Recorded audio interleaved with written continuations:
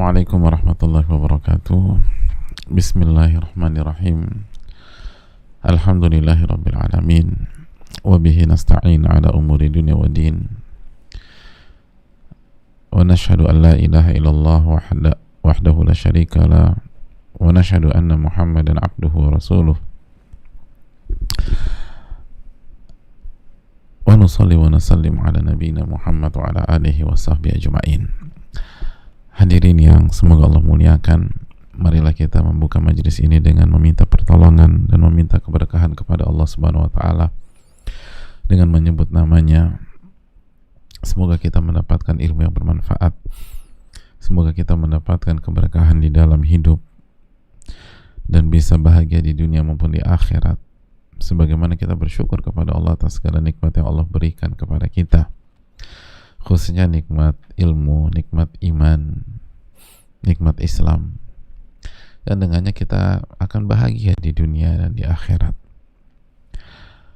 Dan selanjutnya salawat dan salam semoga senantiasa tercurahkan kepada junjungan kita Nabi kita Muhammadin alaihi salatu wassalam beserta para keluarga, para sahabat dan orang-orang yang istiqomah berjalan di bawah naungan sunnah beliau sampai hari kiamat kelak. Hadirin yang Allah muliakan,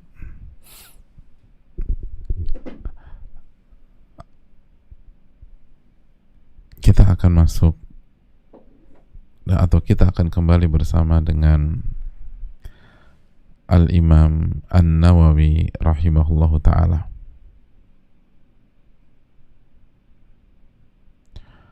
Al-Imam An-Nawawi rahimahullahu ta'ala bersama kitabnya begitu fenomenal, begitu luar biasa, Riyadhus Shalihin, kitab yang dengan taufik Allah merubah wajah dunia, memberikan hidayah irsyad kepada jutaan mungkin miliaran umat Islam semenjak masa Al-Imam Nawawi sampai hari ini. Kitab yang dikaji oleh para ulama, maka sebuah keberuntungan ketika kita diberikan kesempatan untuk bisa menikmati suguhan ayat dan hadis yang dibawakan oleh Al-Imam An-Nawawi rahimahullahu ta'ala. Hadirin Allah muliakan,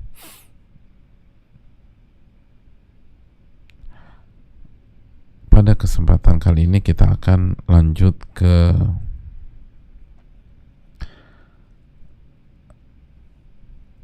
hadis yang kedua dari bab ketakwaan. Setelah pada pertemuan yang lalu, jamaah, kita sudah menjelaskan tentang kunci menjadi orang yang mulia dan jadi orang yang terbaik. Kita sudah jelaskan bagaimana pentingnya ketakwaan untuk jadi orang yang termulia. Lalu kita pun juga dibuka mata kita bahwa nasab saleh itu penting. Nasab atau garis keturunan yang saleh itu punya pengaruh. Lalu kita juga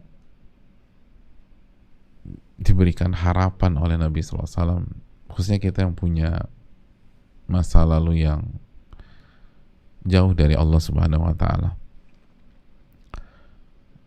tapi kita punya prestasi. Khiyaruhum fil Islam, khiyaruhum fil jahiliyah, khiyaruhum fil Islam idza faquhu.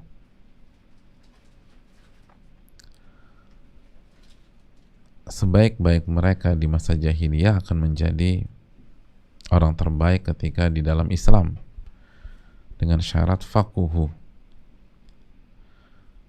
dengan mendombahkan qaf, faquhu, dan artinya adalah menjadikan ilmu sebagai karakter. Oleh karena itu, jika kita ingin menjadi orang yang terbaik setelah kita hidup bertahun-tahun di masa dimana kita jauh dari Allah, gak ngerti tentang Allah dan apa yang Allah sukai dan apa yang Allah benci, semua ditabrak. Yang berkaitan dengan halal haram, tapi punya prestasi, masya Allah, mentalnya kuat di bidangnya itu, salah satu yang terbaik, maka orang-orang kayak gini punya potensi untuk jadi yang terbaik, untuk punya nasab yang bagus, kata para ulama. Atau orangnya tuh baik sama manusia, jujur, hangat, nggak ngurusin orang, dan suka berbuat baik, suka bantu sana bantu sini. Tapi masalahnya dia belum dapat hidayah untuk kembali kepada Allah. Sebagian belum mau sholat, sebagian belum mau belajar, belum bertauhid, ada yang belum berhijab, dan seterusnya. Nah, itu kalau dapat hidayah, ia berpotensi bukan hanya menjadi orang baik, tapi dia menjadi orang yang terbaik dengan syarat fakuhu tadi. Maka kuncinya, jamaah sekalian, belajar, diamalkan, belajar, diamalkan, belajar dan diamalkan, sehingga ilmu menjadi karakter. Ilmu menjadi karakter. Jadi kita harus semangat belajar dan diamalkan. Dan untuk bisa punya pola belajar mengamalkan, maka kata para ulama, kita harus memuliakan ilmu. Kita harus memuliakan ilmu. Karena level ini bukan hanya dengan belajar, tapi harus dengan memuliakan. Sebagaimana dijelaskan oleh Imam Az-Zarnuji rahimahullah, dijelaskan oleh Syekh Shalih Utsaimin hafizahullah. Bahkan ada kaidah di dunia ilmu, man la yukrimul ilma la yukrimuhul ilmu. Barang siapa yang tidak memuliakan ilmu, ilmu tidak akan memuliakan dirinya. Ulama mengatakan barang siapa yang tidak memuliakan ilmu dan ahli ilmu, maka dia tidak akan mulia dengan ilmunya, walaupun belajar bertahun-tahun. Tapi dia tidak memuliakan ilmu, dia tidak memuliakan ahli ilmu, tidak akan bisa jadi faquhu, tidak akan pernah memiliki karakter ilmiah, karakter yang penuh dengan ilmu. Itu kesimpulan kita pada pertemuan yang lalu. Lalu kita melangkah ke hadis Abu Sa'id Al-Khudri, hadirin. Hadis kedua dalam bab ketakwaan. Mari kita kembali bersama Imam Nawawi. Berkata Al-Imam An-Nawawi rahimahullah, semoga Allah merahmati beliau, merahmati orang-orang yang beliau cintai, dan merahmati kaum muslimin dimanapun berada. Beliau menyampaikan, an Abi Sa'id Al-Khudri, an Abi Sa'id Al-Khudri radhiyallahu ta'ala anhu, dari Abu Sa'id Al-Khudri, semoga Allah meridhai beliau, anin Nabi sallallahu alaihi wasallam, dari Nabi sallallahu alaihi wasallam, qal, beliau bersabda, inna dunya khulwatun khadirah, sesungguhnya dunia itu manis dan hijau. Sesungguhnya dunia itu manis dan hijau. Jadi hadirin Allah muliakan, sesungguhnya dunia itu manis dan hijau. Wa inna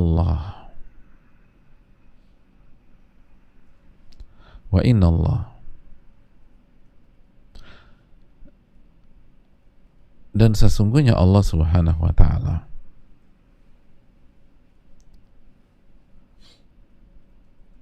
mustakhlifukum fiha, Allah menjadikan kalian sebagai khalifah di dunia tersebut, di dalam dunia. Jadi Allah menjadikan kalian sebagai khalifah.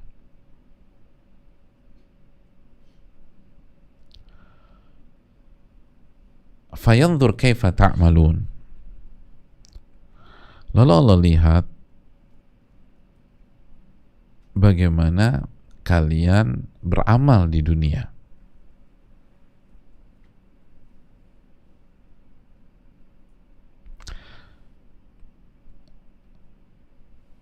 Bagaimana kalian beramal di dunia?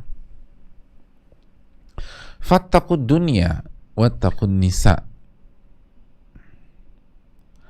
Maka bertakwalah dalam menghadapi dunia dan dalam menghadapi wanita. Atau diterjemahkan lebih simpel, maka berhati-hatilah terhadap dunia dan berhati-hatilah terhadap wanita. Tapi kalau kita lihat bahasa fattaqu, takwa. Jadi bertakwalah ketika menghadapi dunia dan bertakwalah ketika menghadapi wanita. Fa inna awwala fitnati Bani Israel kanat fin nisa. Karena sesungguhnya fitnah Bani Israel yang pertama adalah wanita. Hadirin Allah muliakan, mari kita mulai dari awal hadis tersebut. Ketika Nabi SAW bersabda, Inna dunya hulwatun khadirah. Dunia itu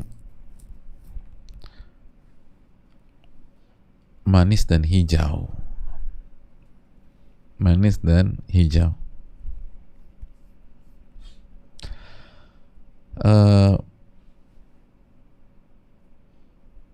Hadirin Allah muliakan,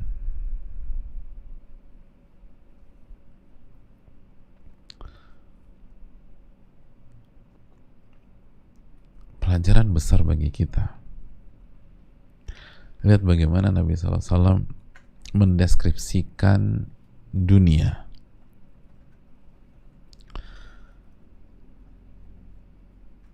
Dengan menggunakan dua hal. Yang pertama rasa manis, hulwatun, manis. Dan yang kedua dengan warna hijau.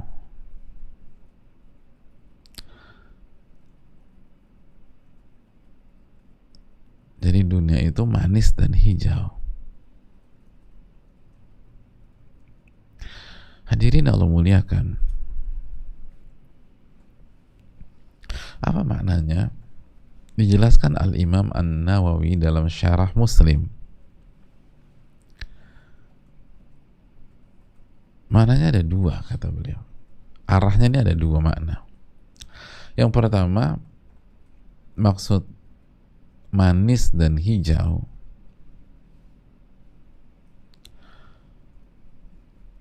husnuha lin nufus wa nadaratuha wa ladzatuha kal fakihatil khadra al hulwa fa inna nufus tatlubuha talaban hathitha fakadzat dunya. Hadirin Allah muliakan,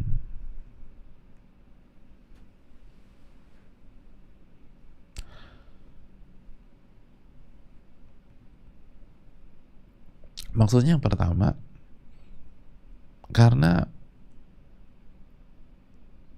indahnya dunia di dalam hati seseorang.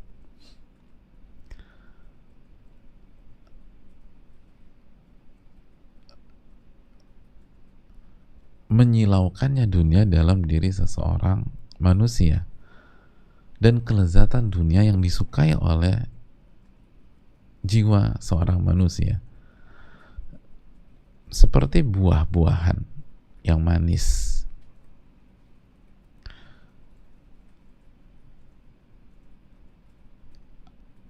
Atau pemandangan hijau. Hati itu suka dengan yang manis dan yang hijau.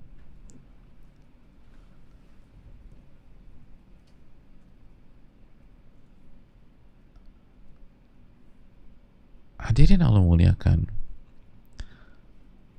Dan kan memang ada penelitiannya. Sebagian meneliti bahwa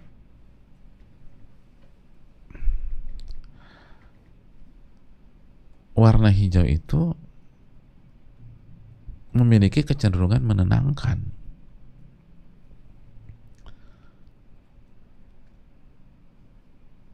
Makanya ketika sedang mengistirahatkan mata dalam penelitian lain, salah satu metode yang terbaik adalah melihat kepada pepohonan yang hijau. Karena hasil sebagian penelitian, hijau itu mendapatkan relaksasi dan menenangkan mata. Gitu. Makanya kan juga digunakan untuk sesuatu yang menyenangkan. Contohnya apa? Uang gitu. Apa bahasa pergaulan kita? Kalau lihat duit aja hijau mata lo gitu, misalnya gitu ya. Duit aja mata lo hijau gitu.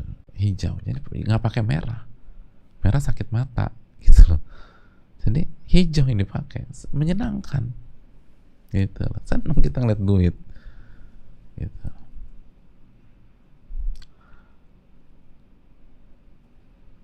Jadi lihat bagaimana Nabi SAW menjelaskan hal ini. Jadi, kenapa hijau? Kenapa nggak yang lain? Karena memang hijau itu menenang.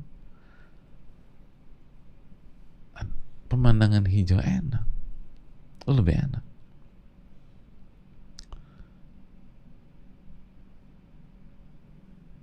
Padang pasir tuh bagus ya mas kalian. Yang benar-benar padang pasir ya.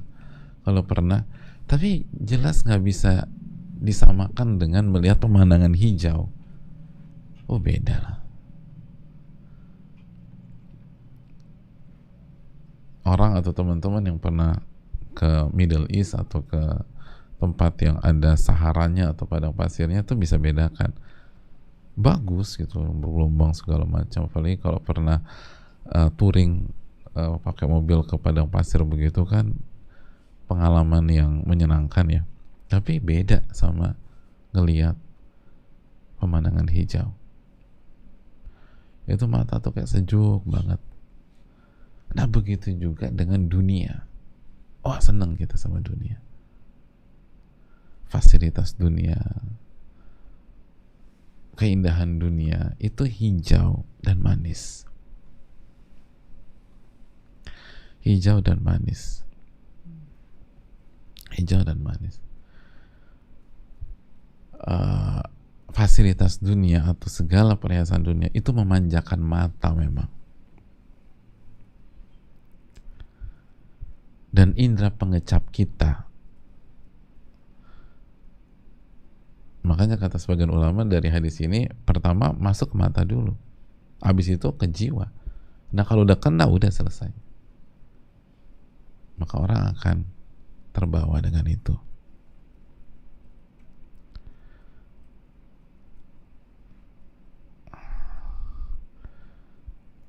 Itu mana yang pertama. Mana yang kedua? Kata Imam An-Nawawi rahimahullah, sur'atu fana'iha kasya'il akhdar fi hadzainil wasfain.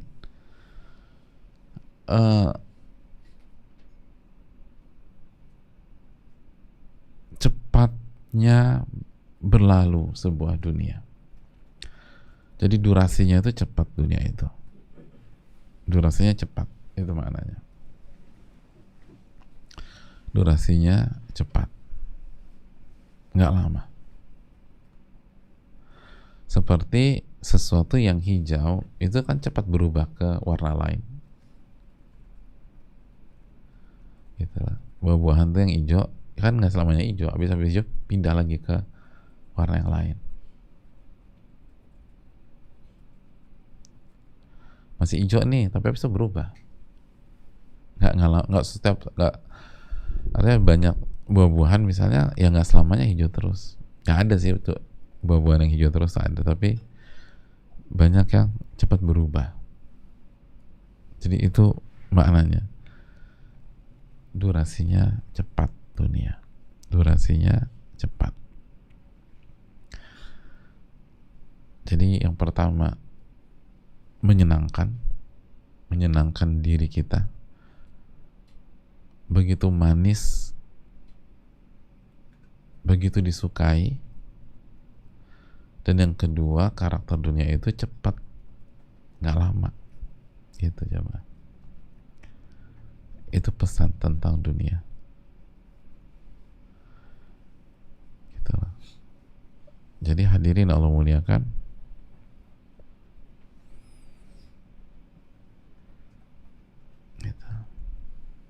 Makanya dikatakan manis dan hijau. Hijau menenangkan mata, relaksasi tubuh juga warna hijau, meningkatkan pandangan, kita lebih lama, lebih senang gitu menatap warna hijau itu lebih senang. Nah, sama natap dunia itu senang kita. Bahkan khusus pergi cuma ngeliat tuh, beli enggak gitu lah. Sebagian cowok-cowok bapak-bapak ke pameran mobil, beli enggak pernah gitu. Senyum-senyum aja udah ngeliat gitu. Beli enggak. Subhanallah. Senang. Jadi terus tadi kemarin ngapain ke sana? Dan pakai tiket tuh kan. Bayar tuh. Terus ngapain? Nggak beli, yang ngeliat aja. Gitu. Ngeliat aja udah. Enak emang. Dilihat tuh enak. Gitu. Pakai wardrobe atau baju meyakinkan gitu. Baru datang sana. Terus terangin ngangguk-ngangguk gitu. Beli? Enggak beli. Cuma datang aja ke situ. Cara macam-macam. Nyobain duduk. Udah nyobain duduk aja, duduk. Nyobain di jok depan gitu lah. Gitu. Hadirin Allah muliakan, emang enak gitu loh. Terus juga dampak psikosomatis gitu loh, dan sugesti itu kan dunia begitu, kasih sugesti hijau tuh begitu, tapi sebentar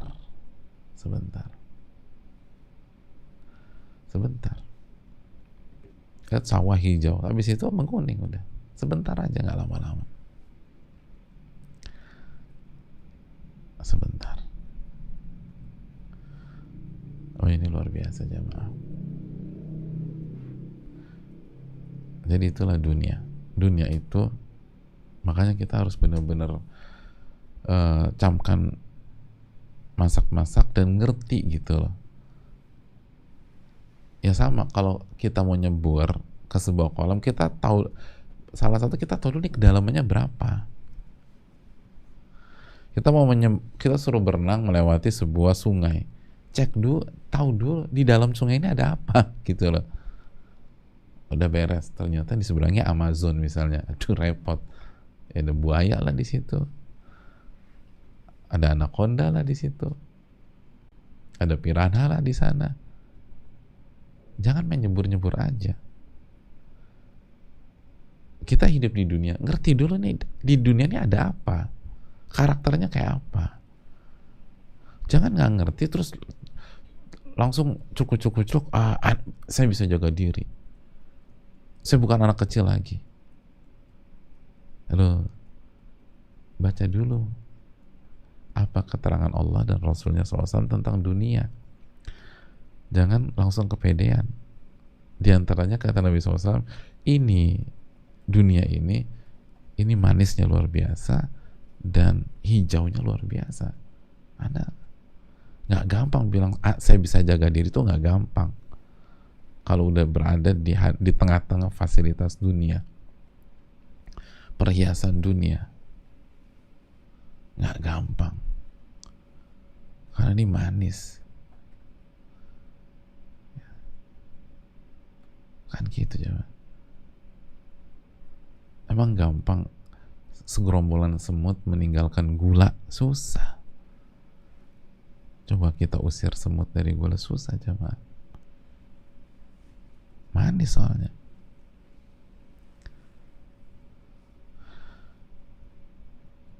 Dan sementara, dan sangat cepat, bukan hanya sementara, sur'ah fanaiha, hilangnya tuh cepat. Itu dunia, hilangnya cepat. Kita harus ngerti dulu nih, harus hati-hati, jangan sampai terjebak, karena ini manisnya luar biasa. Makanya jamaah yang Allah muliakan,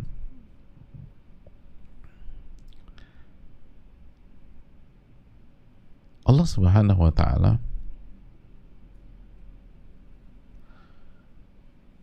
menjelaskan tentang dunia dalam surat Al-Hadid ayat 20. Coba kita lihat ayat ini menarik. Allah mengatakan, "Ya'lamu annamal hayatud dunya la'ibun wa lahwun wa zinatun wa tafakhurun bainakum wa takathurun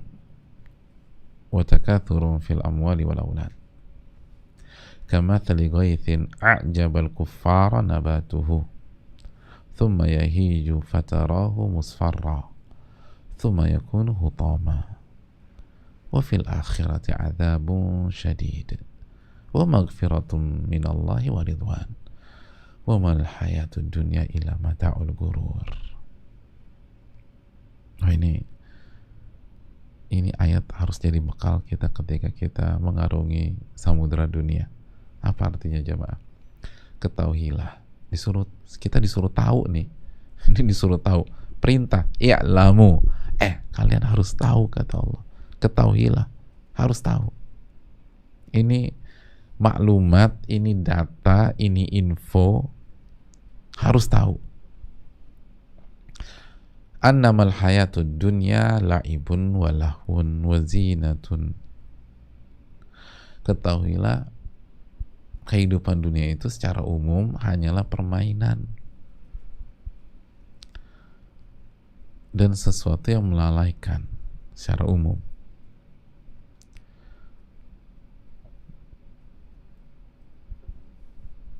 Jadi permainan, sandiwara aja, secara umum sandiwara. Dari skop terkecil sampai skop terbesar.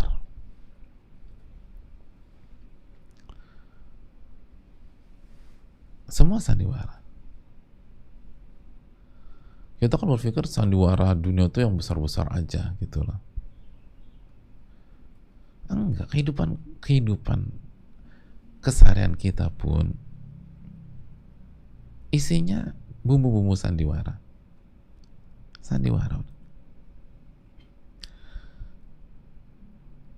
Menutup-nutupi. Iya kan? Makanya hadirin Allah muliakan,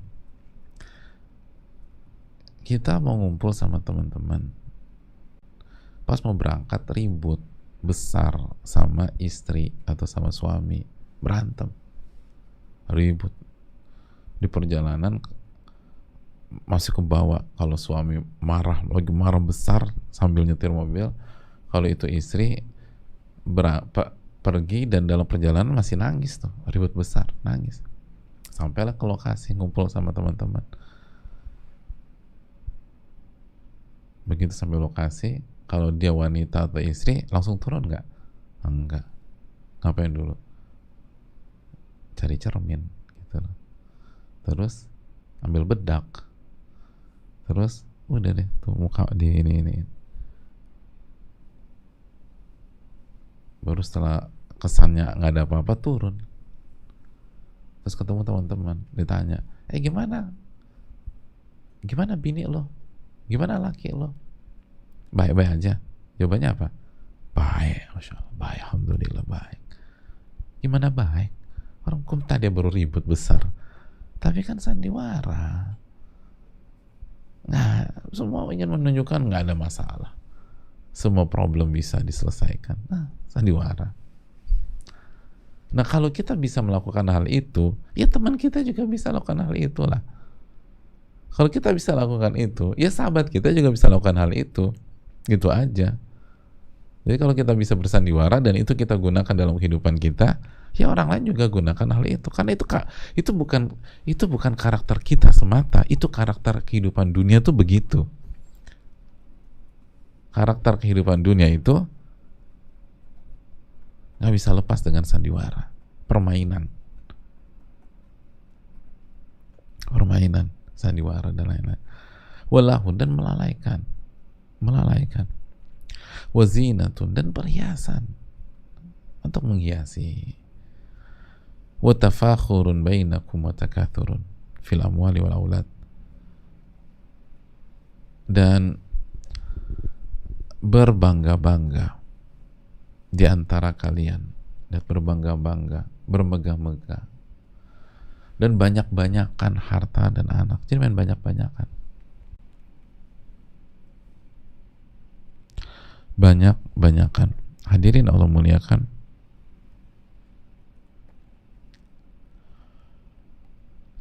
lalu menarik, abis ini kita lanjutkan. Lalu Allah kasih analogi, lihat artinya.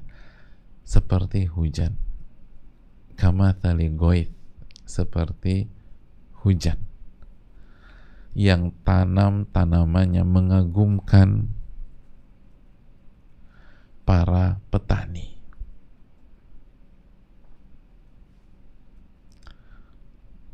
Terus apa?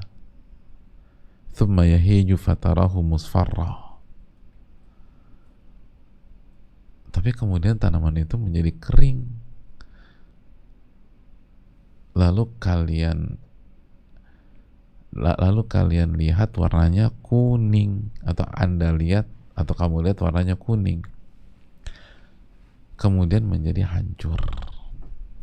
Nah, lihat itu. Lihat, ini analogi dunia. Seperti hujan,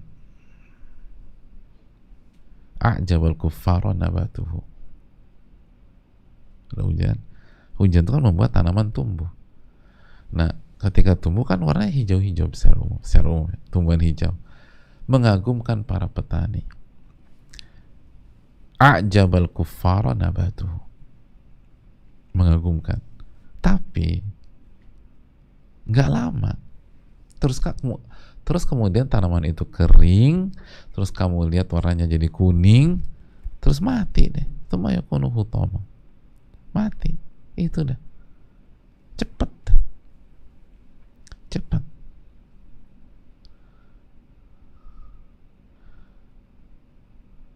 Itu cepatnya luar biasa, sangat-sangat cepat.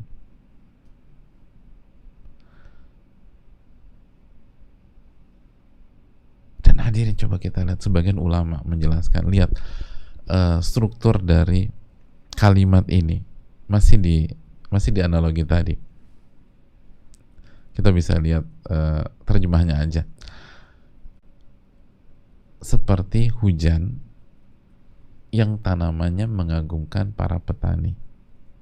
Lihat, ini dunia, analogi tentang dunia, mengagumkan para petani,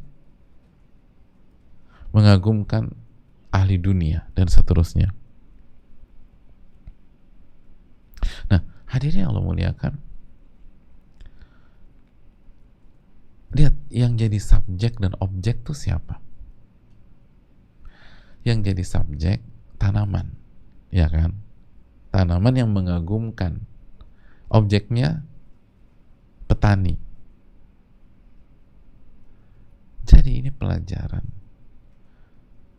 Kalau kita menjadi ahli dunia, kita akan selalu jadi objek kehidupan dan korban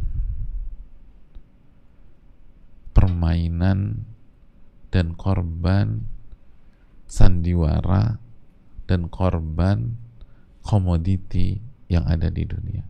Lihat, mana subjek, mana objek. Tanaman-tanamannya itu subjek kan, mengagumkan, kata kerja, para petani atau kufar, orang-orang yang kufur kepada Allah Subhanahu wa taala, dan seterusnya.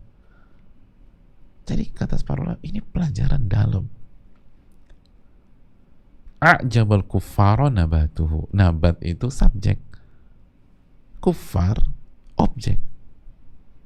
Ini menjelaskan orang yang jauh, orang yang akhirnya jauh dari Allah, kufur kepada Allah karena menjadi ahli dunia, karena hidupnya dunia,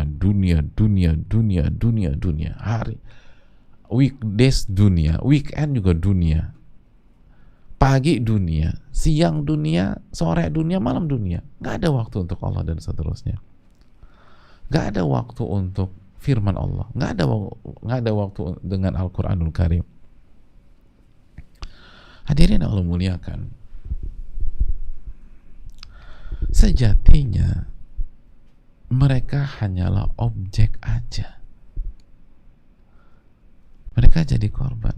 Walaupun terkesan sebagian mereka bos di perusahaannya, sebagian mereka petinggi di bidangnya, sebagian mereka tokoh di dunianya. Tapi kalau mereka ahli dunia, artinya hidupnya udah dunia aja terus, nggak dekat sama Allah.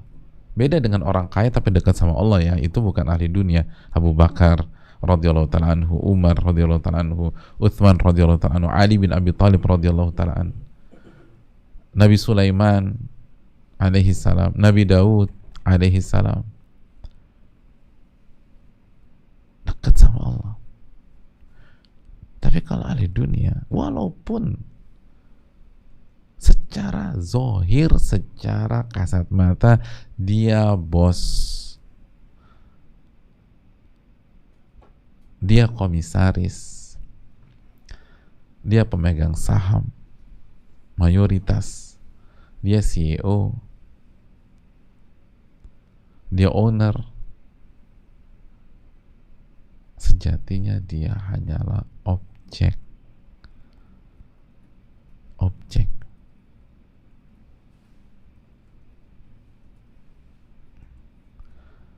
Yang terpengaruh dan dikendalikan oleh dunia, karena mereka terkagum, akhirnya terbius, dikendalikan.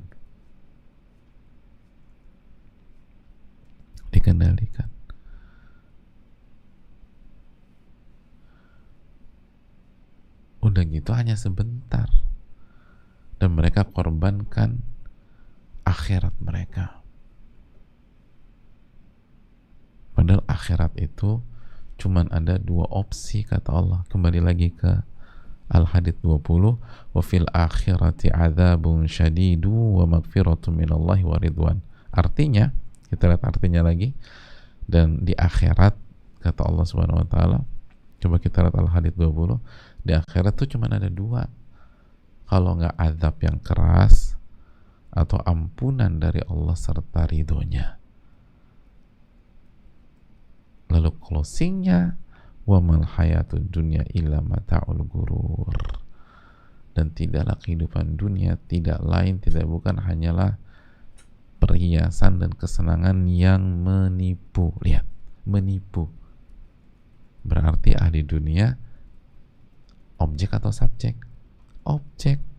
Korban penipuan, itu poinnya. Korban penipuan. Wa mal hayatud dunya illa mata'ul gurur.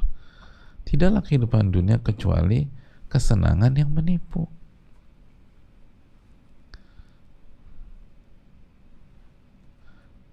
Perhiasan yang menipu. Menipu, kata Allah.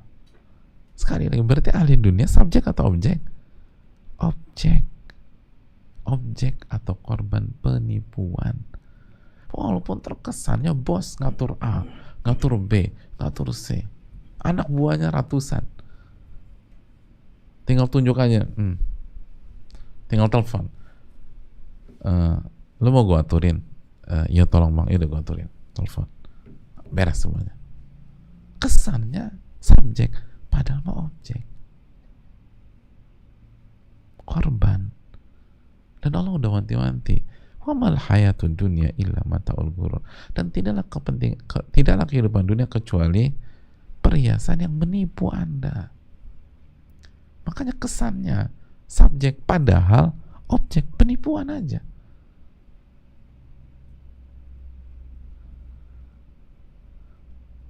Maksudnya apa sih? Objek itu dikendalikan, hadirin, diatur. Makanya kalau kita lihat ahli dunia, dia nggak punya kebebasan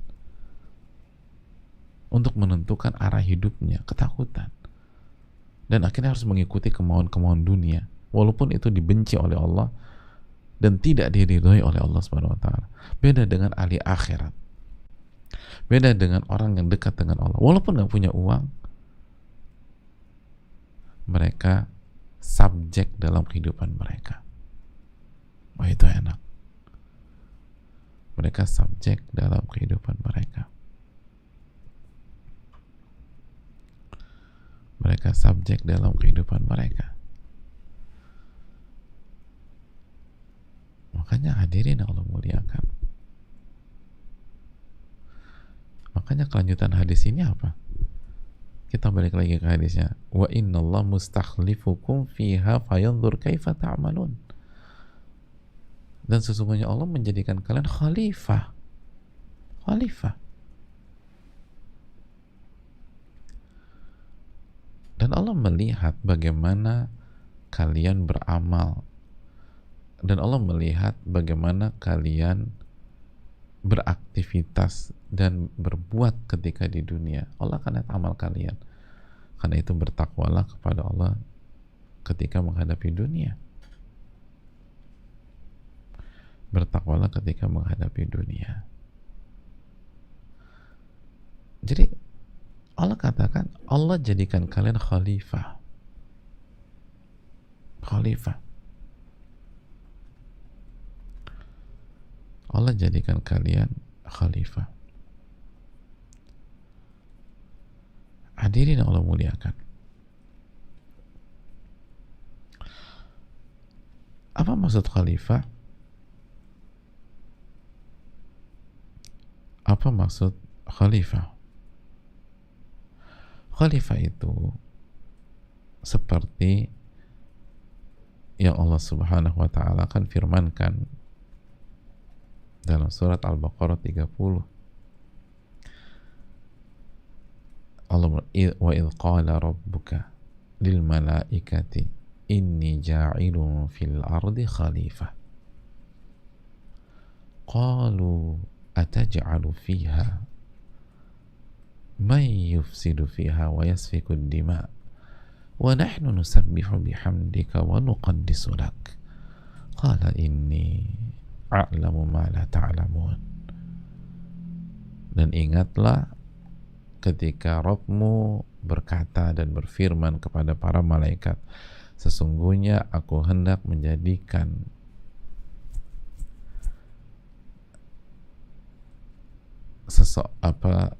sebuah pihak menjadi khalifah di muka bumi, atau sesungguhnya aku hendak menjadikan manusia sebagai khalifah di muka bumi. Malaikat tanya, kenapa ya Allah engkau hendak menjadikan manusia khalifah di muka bumi sedangkan mereka melakukan kerusakan dan menumpahkan darah, dan kami senantiasa hanya bertasbih dengan memujimu dan mensucikanmu. Allah mengatakan, aku lebih tahu apa yang kalian tidak ketahui.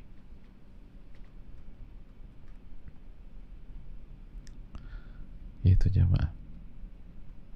Dan khalifah artinya yang tinggal di dunia lalu hidup dari generasi ke generasi dan bertugas untuk menjalankan amanat dan risalah dari Allah Subhanahu wa taala. Menjalankan amanat dan risalah dari Allah Subhanahu wa taala. Itu kalau kita lihat keterangan sebagian para ulama tafsir.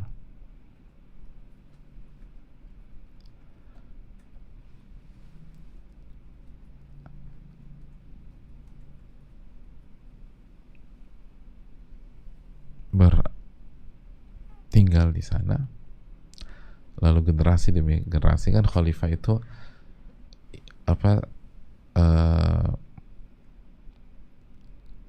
generasi yang satu melanjutkan generasi sebelumnya, itu khalifah, terus demikian. Itulah alasan kenapa pemimpin atau kenapa Abu Bakar radhiyallahu taala anhu ketika memimpin umat Islam dinamakan khalifah. Karena Abu Bakar menggantikan Nabi SAW dan melanjutkan kepemimpinan Nabi SAW. Itu khalifah. Jadi dilanjutkan. Suksesor kalau mungkin bahasa kita sekarang. Jadi khalifah itu hidup di dunia, lalu bergenerasi-generasi, satu generasi melanjutkan generasi sebelumnya, lalu dilanjutkan lagi dengan generasi sesudahnya, lalu dilanjutkan lagi oleh generasi selanjutnya, dan tugas mereka adalah menjalankan amanat dan risalah dari Allah Subhanahu wa Ta'ala. Gitu. Jadi tugas manusia simpel aja, tugas manusia itu jadi subjek di dunia. Dia yang ngatur dunia. Dengan apa diatur? Dengan amanah dan risalah dari Allah, dengan aturan dari Robnya, dia ngatur. Tapi begitu kita jadi ahli dunia, terjadi perubahan peta dalam kehidupan kita. Yang awalnya kita jadi subjek, kita jadi objek gitu. Bener deh. Makanya kita lihat orang yang benar-benar berusaha menjalankan Al-Quranul Karim dalam kehidupannya, menjalankan hadis Nabi SAW, walaupun nggak punya apa-apa, tapi dia bisa jadi subjek, dia ngatur kehidupannya. Tapi ahli dunia nggak bisa ngatur kehidupannya. Makanya lihat sebagian mereka kalau cekcok sama istri apa? Istrinya bilang gini, kamu tuh gak pernah punya waktu untuk anak-anak, masa weekend aja sibuk dengan klien, misalnya gitu. Apa jawaban suaminya? Ya kamu harus ngerti aku dong, aku gak punya pilihan, ini kerjaanku. Mereka mintanya meeting hari ini, kan aku kerja buat kalian juga. Saya gak mau masuk dari sisi manapun, tapi lihat, saya gak punya pilihan, saya harus, kan akhirnya nggak pernah punya waktu sama anak-anak. Memang digaji besar, tapi apakah itu objek atau itu subjek? Itu aja. Sedangkan kehidupan yang benar, kata Nabi apa? Sa'atan sa'ah, ada waktunya. Fa'ati kulladzi haqqin haqqah, berikanlah setiap pihak haknya masing-masing. Itu kehidupan yang benar. Kita yang ngatur. Ada waktunya kerja, ada waktunya sama istri, ada waktunya sama anak, ada waktunya. Kita yang ngatur. Tapi lihat ahli dunia, gak bisa dia. Dia diatur oleh dunianya. Terkesan dia bos, padahal enggak, dia diatur. Buktinya ada banyak orang gak punya waktu sama anak-anaknya. Ada banyak orang gak pernah punya waktu sama pasangannya. Ada banyak orang curhat, aku udah capek hidup kayak begini, dikejar-kejar. Ya udah keluar aja, mas. Tapi nggak bisa. Itu diksi-diksi itu, kalimat-kalimat itu sering kita dengar dalam kehidupan loh. Aku udah capek di bidang ini. Ya udah, tapi aku nggak bisa buat apa-apa. Itu berarti subjek atau objek ya? Kalau subjek kan dia bisa putuskan. Oke, saya udah letih, saya mau ganti. Kenapa saya nggak bisa buat apa? Karena udah ketergantungan. Hatinya tuh udah ditaklukkan, diatur. Udah kan ajaba. Kan tadi tumbuhan tersebut mengagumkan para petani. Jadi hatinya udah kagum, udah nggak bisa berkutik udah. Karena manis itu kan, manis dan indah. Akhirnya jiwa seseorang tuh udah kayak candu gitu, nggak bisa udah. Makanya berikutnya kata Nabi, ittaqul dunia, berhati-hatilah terhadap dunia. Artinya bertakwalah kepada Allah dalam menghadapi dunia. Ini nggak main-main loh, kata Nabi. Ini manisnya luar biasa dan hijaunya luar biasa. Maka berhati-hatilah menghadapi itu. Nah, kita meremehkan dengan alasan do pintar, dengan alasan sekolah udah tinggi dengan alasan IPK cum laude atau summa cum laude, dengan alasan aku udah dewasa. Nabi yang mengatakan hati-hati, dunia itu manisnya luar biasa, hijaunya luar biasa, benar-benar bisa menggait, bisa mengail, dan bisa membuat Anda jadi objek, nggak bisa berkutik udah. Makanya Allah katakan tadi dalam hadits, wa mal hayatud dunya illa mataul ghurur, tidaklah kehidupan kecuali perhiasan atau kesenangan yang menipu. Berarti Anda korban penipuan kalau Anda terjerat sana. Tapi kan kita jangankan perhatian dengan Nabi, baca hadis Nabi aja enggak. Jangankan perhatian dengan warning dari Nabi SAW, peringatan dari Nabi SAW, punya waktu untuk kajian aja enggak. Gimana perhatian dengan peringatan beliau Sallallahu Alaihi Wasallam? Akhirnya apa?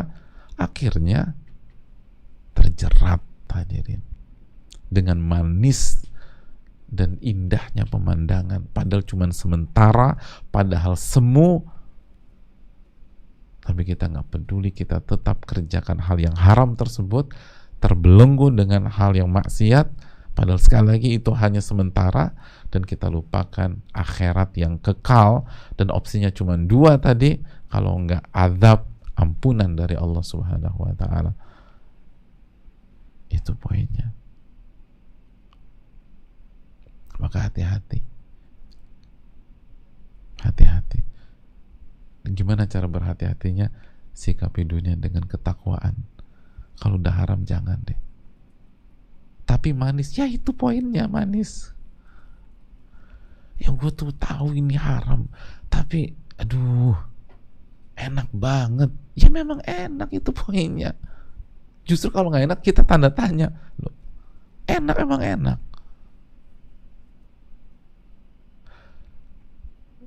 Makanya kan kita, aduh aku nggak bisa, belum bisa ninggalin ini, aku tahu ini maksiat. Kenapa sih mas? Habisan tuh sensasinya itu loh. Ya memang itu poinnya. Nabi katakan hulwatun khadiratun, manis dan hijau. Itu hijau tuh mata tuh jadi relax, tenang, nyaman. Itu poinnya.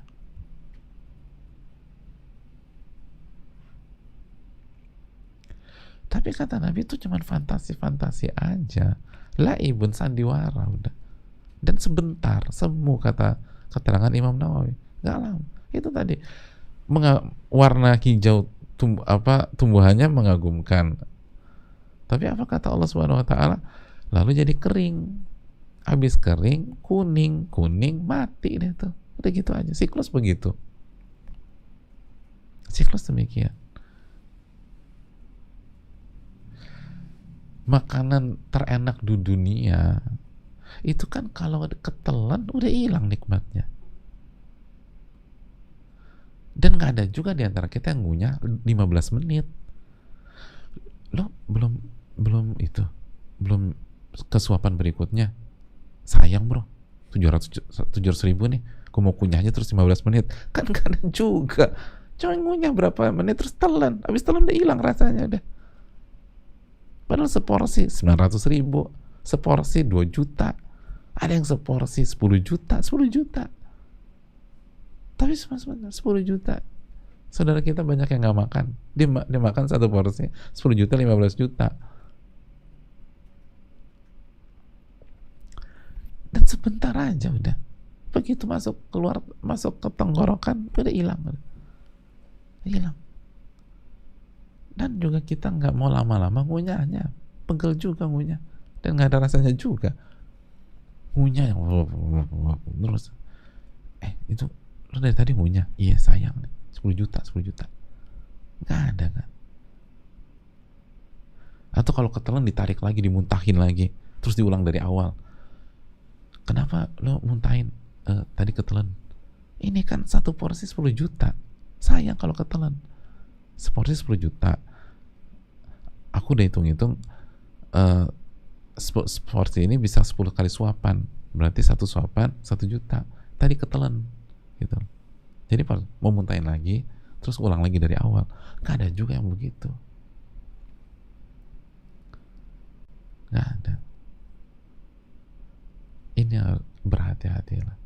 Tapi lihat, jadi kita bisa bayangkan betapa manisnya dan hijaunya dunia. Walaupun demikian, jadi walaupun cuma sebentar dan semu segala macam, tetap aja siklus itu tidak akan berhenti sampai hari kiamat, kecuali yang dirahmati oleh Allah Subhanahu wa Ta'ala. Ini yang bisa disampaikan, dan insya Allah pada pertemuan akan datang kita lanjutkan kepenggalan berikutnya hadis ini tentang wanita. Semoga Allah memberikan taufik kepada kita dan kembali memahami, membuat kita paham tentang hakikat dari dunia dan materi ini untuk kita semua, termasuk yang berbicara. Dan kalau bukan karena pertolongan Allah, kita nggak mungkin bisa selamat dari manis dan hijaunya dunia. Dan marilah kita bertakwa menghadapinya dan berhati-hati. Tidak ada yang merasa aman dan tidak boleh merasa aman dalam masalah ini. Semoga Allah memberikan taufik kepada kita. Subhanakallahumma wa bihamdika, la ilaha illa anta, astaghfiruka wa atubu ilaik. Rabbana taqabbal minna. Assalamualaikum warahmatullahi wabarakatuh.